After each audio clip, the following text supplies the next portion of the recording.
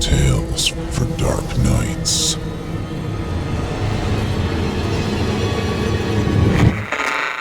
Want to make sure you never miss a Chilling Tales for Dark Nights video again?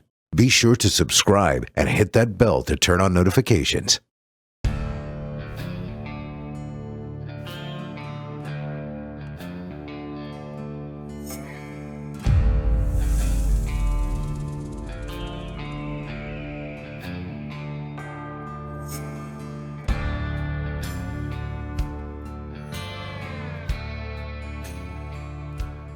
Well, hey there, friend.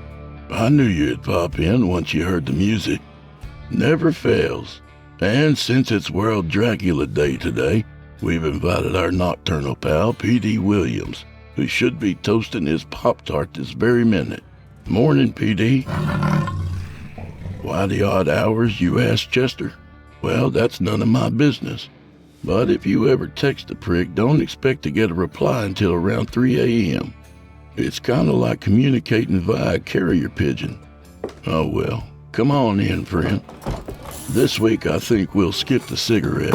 I've had a bit of a problem with my vocal cords this week, and I'm sure you can hear it now, and we'll hear it during the story, but I hope you'll forgive me. I'm only human after all. So don't smoke 'em this week if you got 'em, but by all means drink those glasses to the bottom, 'cause old Drew Blood has a tale to tell. Oh, hey, I didn't see you there. You know, Drew Blood's Dark Tales is only one of the many shows on this network you could be listening to.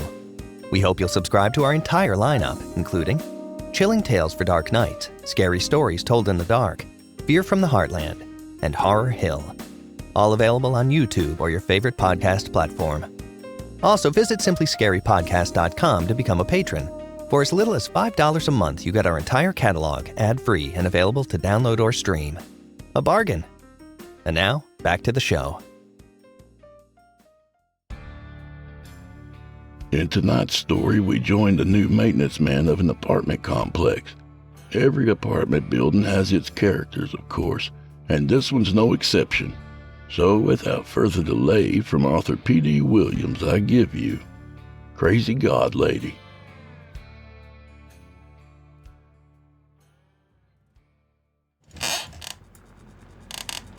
Beware the crazy god lady in apartment 11A, Max told Dale, the new maintenance guy. Why? Is she dangerous? You'd tell me if she was, right, Max? The crusty old complex manager picked through the ashtray on his chaotic desk, fished out a butt with a smidge of life left, and lit it with the dwindling cigarette between his lips. In a husky voice ravaged by decades of smoking, he croaked, "No. She's creepy but harmless. Still, I'd keep things short and sweet with her. You never can tell when somebody's mental fan belt is ready to snap. Don't waste time or the owner's money on repairs. He is one cheap SOB. If you can't fix it with duct tape, WD-40, or picture hanging wire, put 'em off till they get fed up and move out. Toolbox and maintenance requests are on top of the filing cabinet. Have fun." Dale wanted more clarity regarding his job duties. Instead, he was getting the old, "Here's your hat, what's your hurry" business. He would have preferred being back doing what he knew best, hanging sheetrock. But with the recession stopping new construction, he had to take whatever he could. Here, he was putting Band-Aids on long-term problems at a low-income housing complex called Forest Oaks. "What are you waiting for?" Max bellowed. "Them clogged toilets ain't gonna unplug themselves." Dale took the beat-up toolbox and the clipboard holding his marching orders and left. Once he was out of range of Max and his unadulterated indifference, Dale perused the day's assignments. Let's see. We've got Landry Joseph in D9, squealing garbage disposal. Then it's Higgins, Ruth in F3, clogged bathtub drain. Ugh, those things are nasty. Dale thumbed through the rest of the work orders, stopping at a familiar address. Evans Baby, and none other than 11A. Well, nice to meet you, God Lady. Seems you have a faulty thermostat. No way Monopoly banker guy's gonna spring for that. Of the 7 residents Dale visited that day, he had only made one happy. 2 had stood over him complaining about the sorry state of the apartment complex. 3 had yelled at him for not fixing their problems. That left the tenant who had demanded that Dale give him his driver's license, so he'd know where to find him when he got his gun back from his cousin. When late afternoon finally reared its head, Dale was ready to call it quits. But before that happened, he had 3 more glorious souls to attend to. The next maintenance request jumped out at him. Hey, it's Crazy God Lady's turn. Can't wait to meet you, sweetheart. Dale knocked on the door of 11A, preparing himself to be greeted by someone odd. Just a moment, please. A feminine voice called. I've got to figure out how to get this door open. Dale's chin dropped to his chest. And so it begins, he moaned. Someone fumbled with the locks and the door opened. An elderly black woman peeked out through the wedge of opening. Can I help you, son? Her manner was kind, her smile warm and genuine. Are you Mrs. Evans? I am. Are you looking for my daughter, baby? If she's the one who placed this maintenance request, then yeah. Is she in? The woman opened the door. Come on in, sugar. I'll get baby. Dale wiped his feet on the ragged welcome mat and entered the apartment. He was struck by the overpowering smell of old dinners. Dusty furniture that hadn't aged well filled the cramped room. A stuffed cat with a missing ear was sitting on the floor next to a stained recliner. Dale cocked his head and thought, No, that's not weird. Baby! The woman hollered. The maintenance man is here. Turning to Dale, she said, Let me show you the thermostat. Dale trailed after the old woman as she shuffled along at a snail's pace. Come on, he silently pleaded. Finally, they reached their destination. So what's the problem exactly? The form only says that the thermostat isn't working. It's gotten awfully warm and stuffy in here. Baby needs it cool. I'll see what I can do, Dale said, setting his toolbox down on the dull, dirty carpet. A nearby door creaked open, and a sweet scent of strawberry incense wafted through the room. A grin traveled across Dale's face as he inwardly announced, And here she is, kids. I give you Crazy God Lady. He didn't know what to expect, but it wasn't a person gliding toward him with an aluminum walker. The tall, thin woman was of indeterminate age, with deep brown skin. 2 large circles of cold cream decorated her cheeks, making her look like a clown with no sense of style or talent. She was dressed in brilliant white attire. A spiraling turban adorned her head. Elegant gloves covered her arms up to her elbows. The lenses of her wraparound sunglasses were pitch black, making her eyes impossible to see, impossible to read. Dale thought she looked odd, mysterious, and silly. He deliberated before engaging with her. Whatever you do, don't laugh. He gave himself a couple of beats before beginning. Hi, Miss Evans. I'm Dale. The apartment manager sent me here to check on your thermostat. You don't need to explain it to me, Bebe said dismissively. I knew you'd be coming today. I have a sense of such things. Her haughty tone annoyed Dale, who smirked and said, Yeah, me too. I have a sense of what it says on the form. Want to tell me what the thermostat's doing or not doing? It's not working at all, Bebe complained. I must maintain a temperature of precisely 70 degrees. Otherwise, I can't fully observe my universe. Dale refrained from rolling his eyes, but not being a mouthy smartass was well beyond his ability. So at 71, you're blind as a bat, universally speaking. An uncomfortable silence engulfed the room. Dale couldn't see Bebe's eyes, but he felt the heat of her indignation burning into him like an ant under a magnifying glass. Oh, dear Lord, The old woman murmured.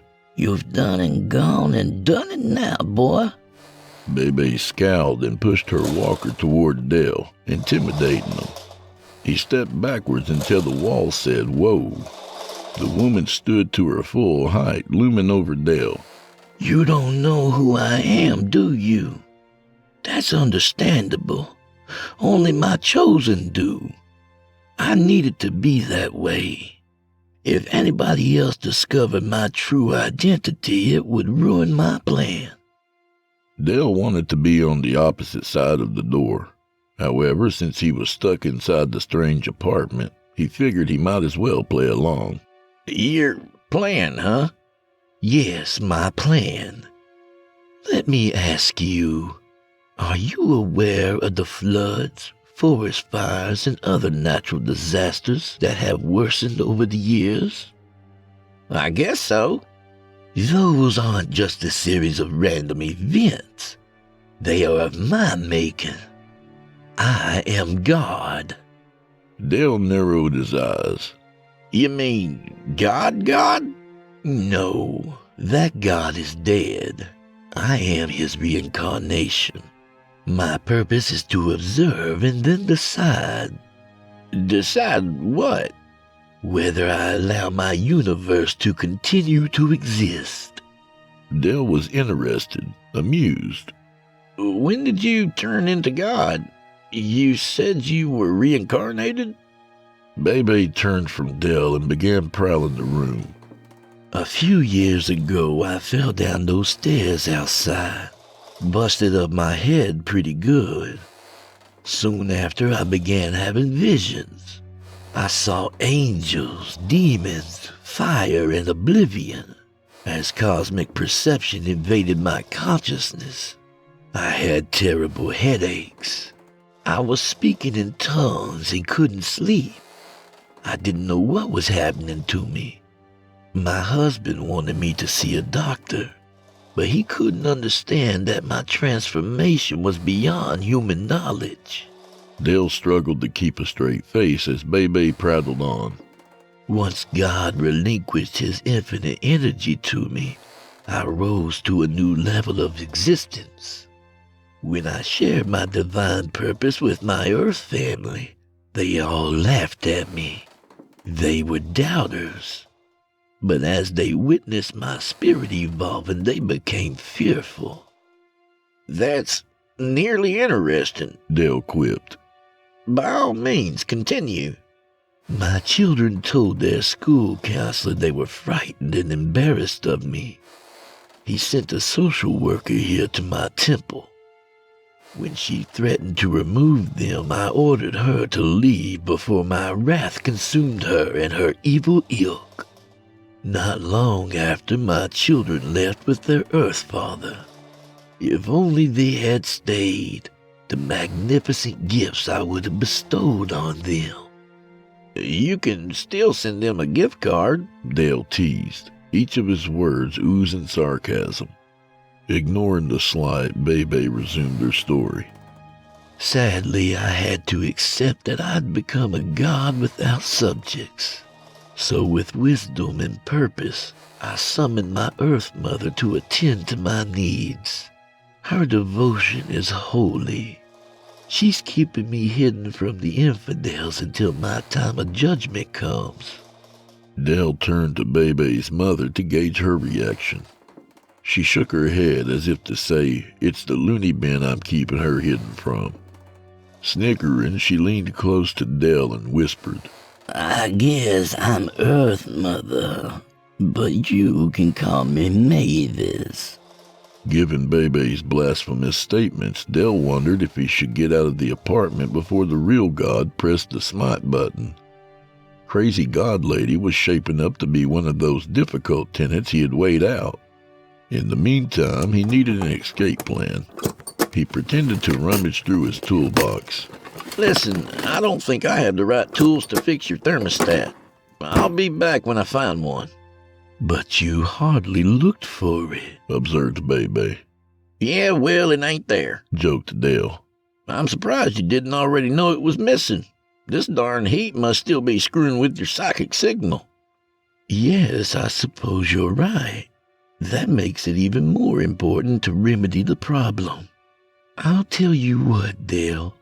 If you fix the thermostat soon, I'll grant you one miracle. Oh, that's all right. I don't need any miracles right now. Are you sure? I can heal broken bodies, bring prosperity. Why, I can even raise the dead. You sure about that? 'Cause I'm looking at an invalid who's sharing a cheap apartment with a dead cat. Mavis giggled under her breath. My powers aren't available to me. That would be self-serving, Bebe explained. but I can bless others. We'll have to keep it to ourselves, of course. Otherwise, I'll give myself away. Dale wrestled with a yawn as Bebe's entertainment value continued to dissipate. He looked at Mavis, who was peering down at her shuffling feet.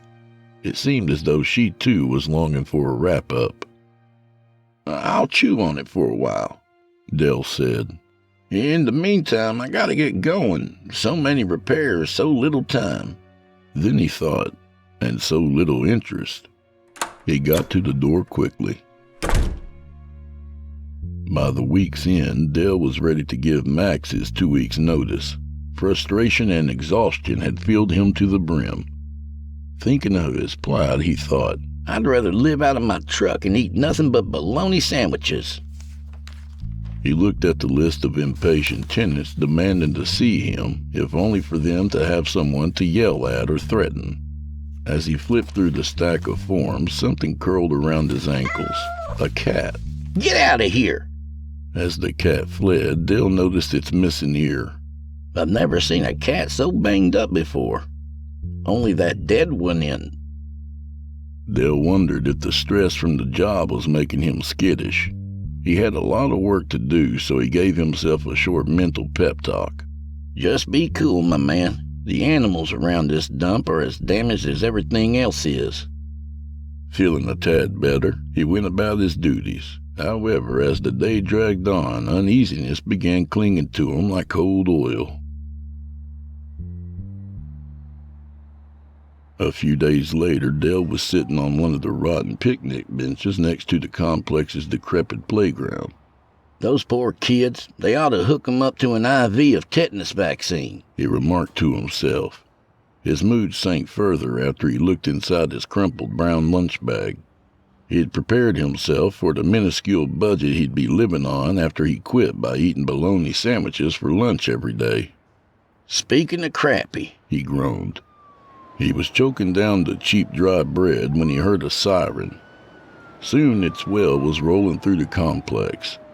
Dale wasn't concerned. The place had its share of fights, drug deals, and burglaries. He finished his lunch and headed in the ruckus's direction. Dale found an ambulance parked in front of Building 11. Good thing the action's here, he thought.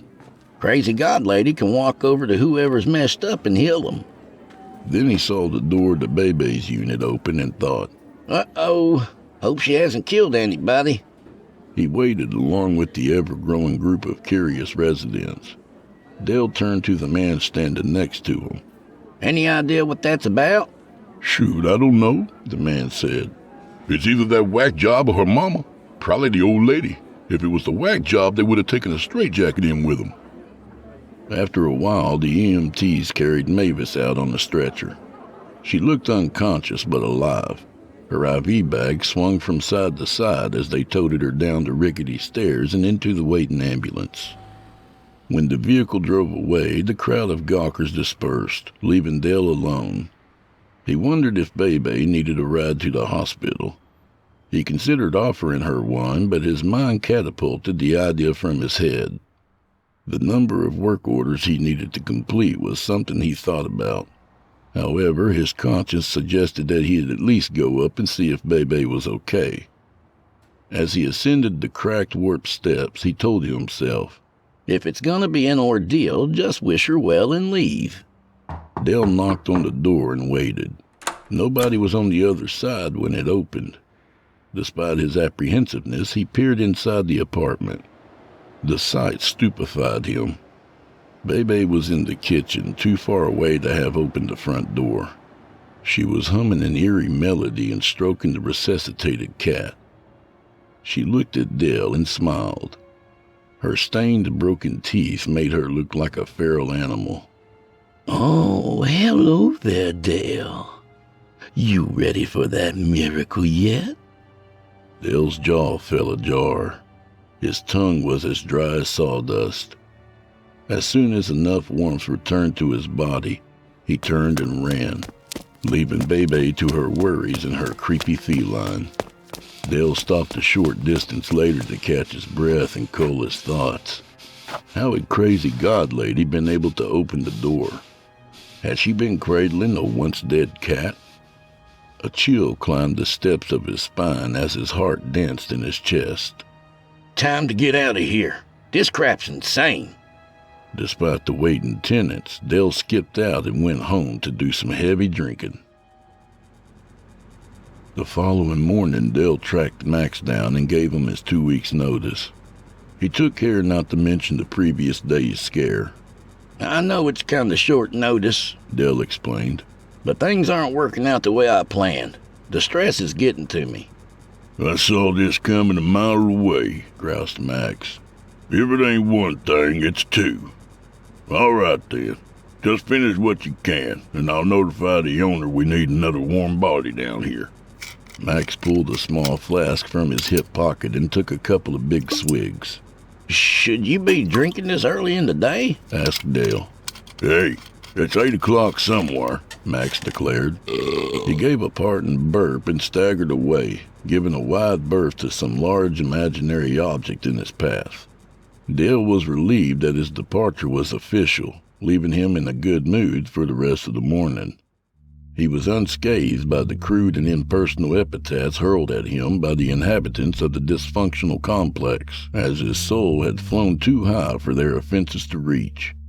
He only allowed the swirl and chatter to affect him once when he overheard Mavis had died from complications related to her high blood pressure. Her daughter's a laughing loon, he thought. But the old woman was sort of sweet.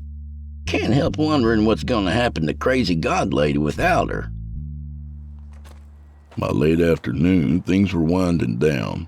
Dale had fixed the leaking toilet in 7G and was heading back to drop off the paperwork and toolbox. The shortest path took him alongside Building A. The thought of Crazy God Lady returned to him as he walked past her apartment, giving him the willies. Looking up at the open window, he saw movement. He stopped to take a better look. His face blanched when he saw Mavis close the curtains. Dale's lungs refused to pull in air. A part of him feared the ghost might see him, stealing his soul with a single glance. Fueled by terror and adrenaline, he sprinted to the office. As soon as he arrived, he threw open the door, leaned in, and threw the toolbox and clipboard toward the filing cabinet. Then he fled as though his sanity depended on it. On his way home, he returned to the liquor store. The fright had made him a thirsty boy again. As his tenure with the complex dwindled, Dale avoided walking near Building A. Although it had happened days prior, he still broke out in prickles of fright whenever he recalled the dead woman's image in the window. On his last day, Dale was attempting to repair the cooling coil on the refrigerator. As he labored in vain, he thought of the classic song by Queen, Another One Bites the Dust. After pronouncing the appliance dead, he began quietly packing his tools, hoping to avoid a verbal nipple twisting from the resident. He paused when he overheard the man talking on the phone. I'm telling you, Reggie, Shauna said she could have sworn she saw Mavis picking up the mail outside Bebe's door. I told her she needed to get off the pipe. People are just taking that voodoo daughter of Mavis's too seriously. So it wasn't my imagination, Dale thought. The realization only added to his horror. The tenant, Rogers was his name, overheard Dale fill in his toolbox. Listen, I gotta go. The useless repairman's getting ready to leave. I need to make sure the fridge got fixed." The loud noise of the angry man stomping toward the kitchen interrupted Dale's thoughts. He steeled himself for the fury guaranteed to follow his bleak assessment of the refrigerator. "Oh, I know you ain't leaving me with a busted fridge." No, sir, it's not that. It's just that I need to order a new part. It should arrive in a few days, tops." Dale knew Max would never place the order, but he reasoned that after today he'd be long gone from the land of the lovable losers and its odd inhabitants, including their pets. After completing his final assessment, Dale returned to the office to tie up any loose ends with Max before leaving for good. He discovered the crotchety old man sitting at his desk listening to a baseball game through a scuffed-up radio on top of a filing cabinet. Wispy clouds of blue smoke filled the cramped office, adding to the dry stench left by millions of cigarettes smoked over the years. Dale stared at the man who oversaw the dumpster fire called Forest Oaks and felt a twinge of pity. Poor Max seemed like someone who looked back on his life forlornly, knowing that it had whipped him. "All done, boss. Guess this is where we shake hands and part ways." Not so fast, my friend." As Max spoke, the ubiquitous cigarette adhered to the corner of his mouth bounced around like an orchestra conductor's baton. "Before you go bebopping out of here, we got one more request to tend to. You didn't think you'd leave early on your last day, did you? I need you to take one final beating." "Max, I'd rather smear my privates with honey and go looking for hungry bears." "Come on, kid.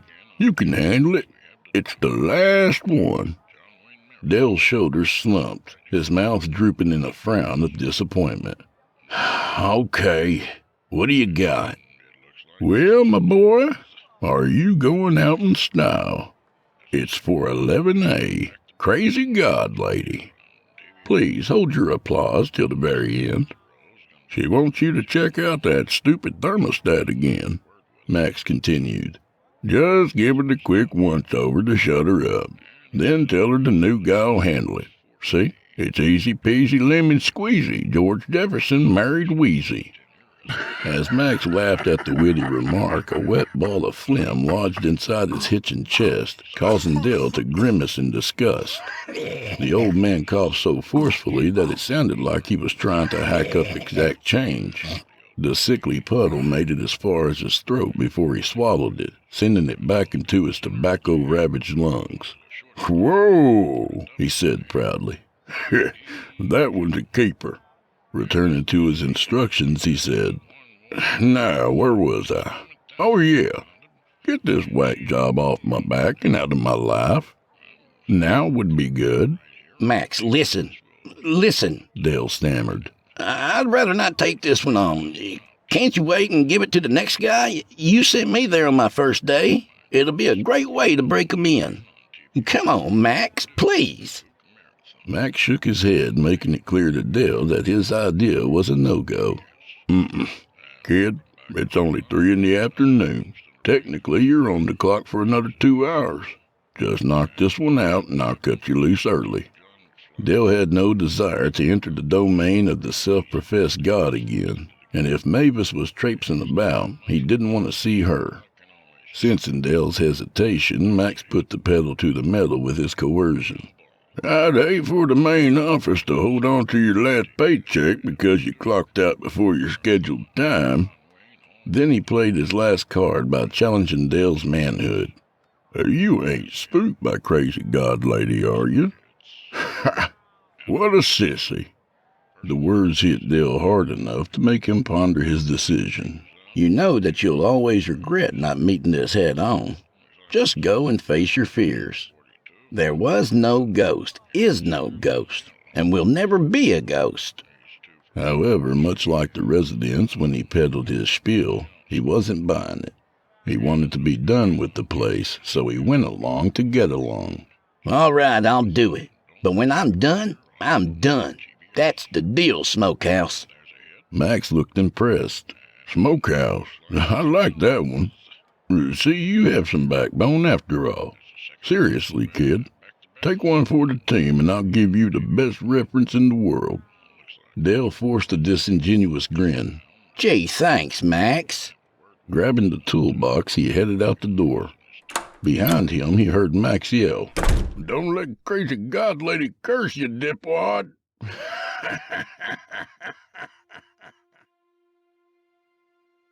Dale waited a few minutes before knocking on Bebe's door. Despite his earliest boost of courage, he regretted his decision. He rapped on the door. The bologna sandwich rolled around in his stomach. Suddenly, the front door flew open as if a violent gust of wind had struck it. Again, there was no one there. He hesitated to enter. Hello? Miss Evans? From the entrance, Dale watched the bedroom door open. Bebe, dressed head to toe in her ethereal ensemble, pushed her walker into the living room. Yes, Dale. Come inside and close the door. Panting with every footstep, Dale entered, closing the creaking door behind him. He waited before speaking, hoping his voice wouldn't betray his nervousness. When he was ready, he said, I'm sorry, ma'am, but I still don't have the part to fix your thermostat. I thought you said it was a tool you required. Dale felt unguarded. It's a part and a tool. Listen, a new guy's starting on Monday. The stuff to fix it should be here by then. Bebe cocked an eyebrow in suspicion and drew closer to Dale. It's too warm in here for me to know if you're lying. Perhaps she can get the truth out of you. A stiff hand gripped Dale's shoulder from behind. He quaked as he turned his head. Mavis peered into his eyes, displaying the warm smile he remembered from their first meeting. Nothing about her appeared ghostly. She was simply alive again. Frigid blood gushed through Dale's veins like glacial water.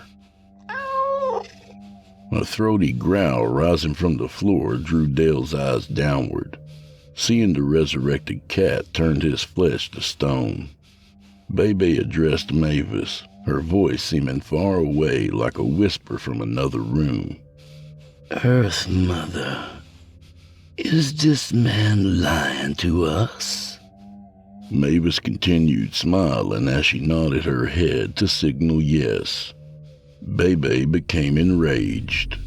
You've lied to your God for the last time, she snarled. You've been indifferent, dishonest, and disrespectful. What should I do with you, infidel? Dale's body threatened to faint. He needed to leave. He turned toward the door, but seeing Mavis standing there with her eternal grin changed his mind. The cat serpentined through Dale's legs like a thick snake, making him jerk and back away. His gaze bounced between crazy god lady, the walking corpse of Mavis, and the hissing one-eared cat. He took a few steps backward, tripping over a cardboard box. He dropped through the empty air, arms pinwheeling. There was a loud crack as Dale's head hammered the wall behind him, snapping his neck. Unable to move, breathing became difficult. From his shoulders down, he was a lifeless hunk. Bebe moved her walker until she stood over him, a look of satisfaction on her dark face. Well now, Mr. Maintenance Man, I believe you just broke your neck. Soon you're going to die. You should have fixed the air conditioning. I would have granted you a miracle. I still can if you repent of your transgressions. Fear and desperation flooded Dale's emotions. He could sense his life drifting from him like a vapor. He appealed to the woman who could raise the dead and heal the broken. I'm so sorry for everything I did to offend you. Please, I want to live. I forgive you. But you need to understand that resurrection has its rules. First, you must die. Then you will face my judgment. Now speak the truth this time. Do you believe I have the power to raise you? If so, you have my promise of renewed life. Dale looked at the woman whom he had ridiculed, realizing that he had judged her harshly, ignorantly. Yes, I believe. I... Nothingness.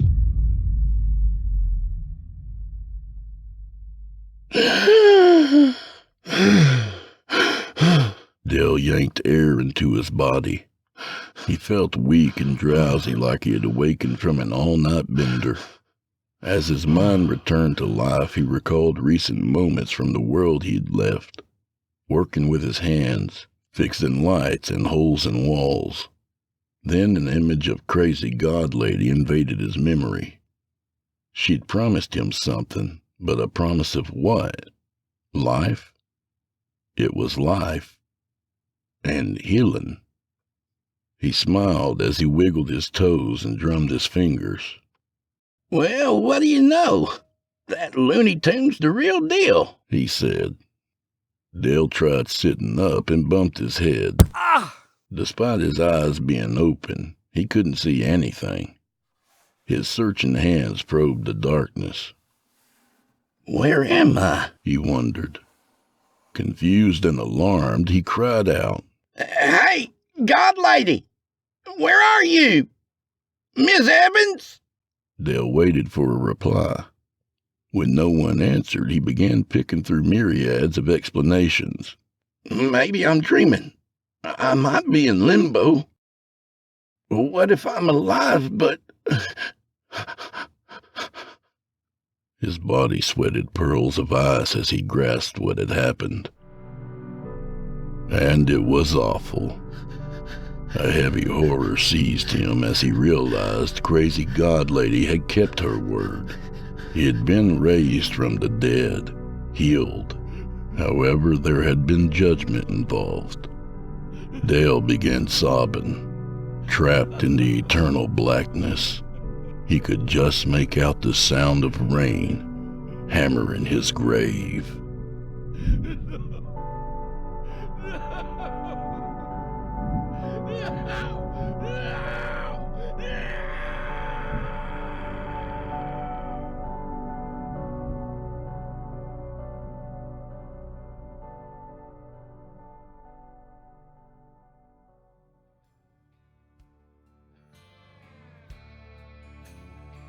And that was Crazy God Lady by author P.D. Williams. A good reminder to change the batteries in your thermostat. Also, bologna sandwiches aren't really so bad when it comes down to it. Relatively speaking, of course. A little about the author.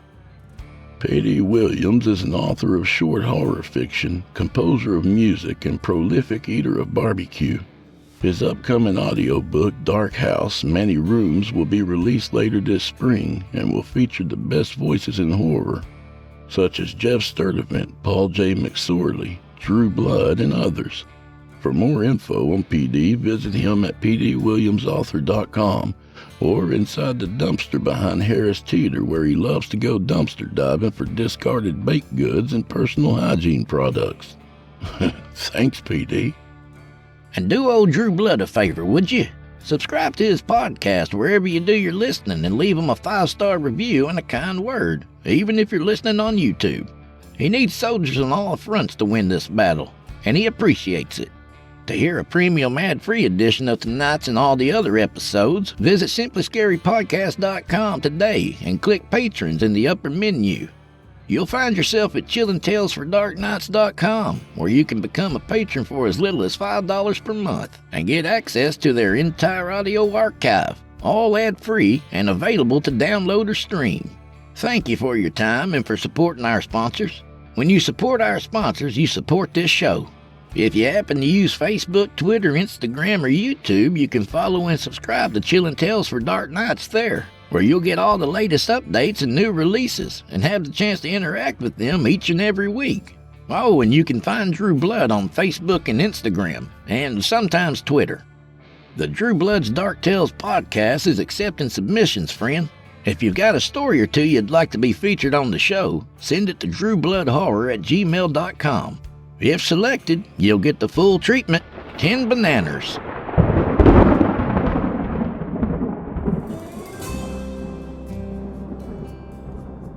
Well, I'm afraid this is where we part ways, friend. At least till next week. So grab a drink for the road, and keep an eye out for those creepy Dracula fanatics. Not that I'm afraid you'll get bit, it's just that their impressions are pretty annoying. I'd like to take the time to thank each and every fan for all the wonderful comments y'all send me each week on the YouTube channel. I really appreciate them, and believe me, I read each and every one of them. So from the bottom of my heart, thank you. So may the wind be at your back, and may the road rise up to meet you. And for lack of further witty repartee, go fuck yourselves. Sorry about the fried vocal cords this week. Good night, y'all.